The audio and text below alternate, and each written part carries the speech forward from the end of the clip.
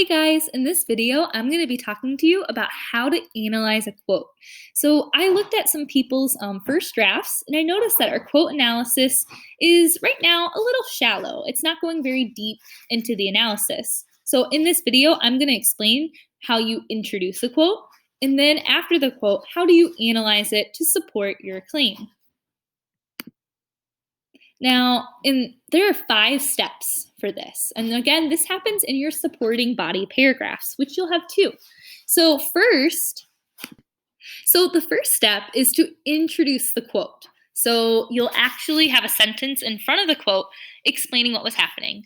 Then you'll say the quote and cite it. Then you'll explain the quote in your own words using this sentence stem in other words. You'll discuss why this is an important moment for your character, and then discuss how this proves your thesis. So for example, the first step is to introduce that quote.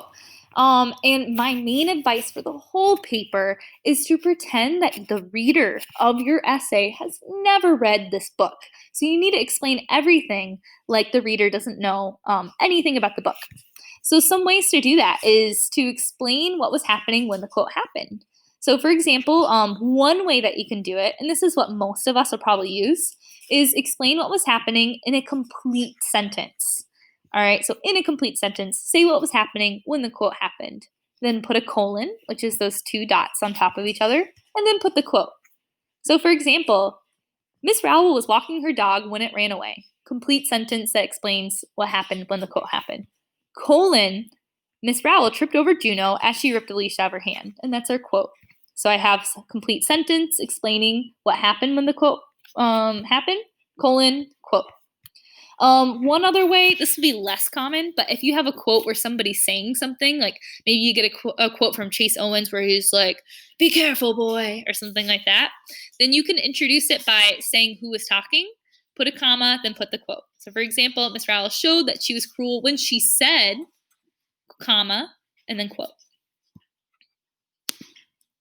All right, and then you're gonna, we did this.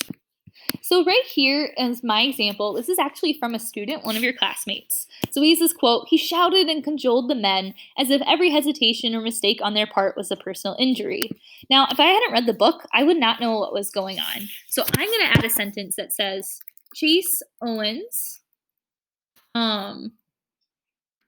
I might say Chase Owens, so he shouted and cajoled the men as if every hesitation or mistake on their part was a personal injury. I might explain what was going on. So Chase Owens shows from the beginning of the voyage that he is a tyrannical leader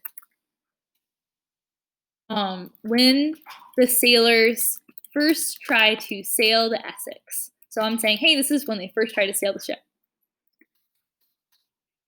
And then I have that colon, and then I put my quote. And you'll see that the quote afterwards, it puts the page number in parentheses. Next, I need to, for step 3, explain the quote in my own words. And I can use the sentence stem in other words. So here, I'm going to explain this quote. So I'll say, in other words, Owens, and see how this shouted and cajoled? Cajoled, that's not an easy word to know. So I'm going to explain it to my reader. In other words, Owens harassed his sailors if they made any mistakes at all.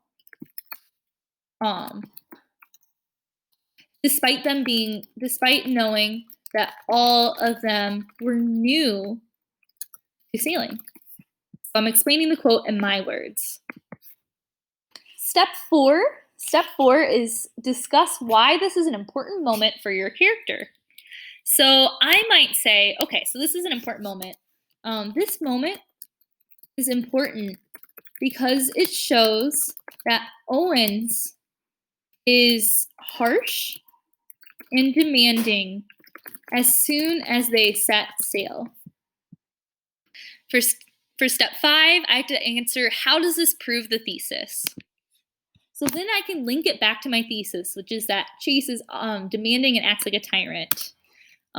Even when they first start their voyage, Owens is cruel and demanding.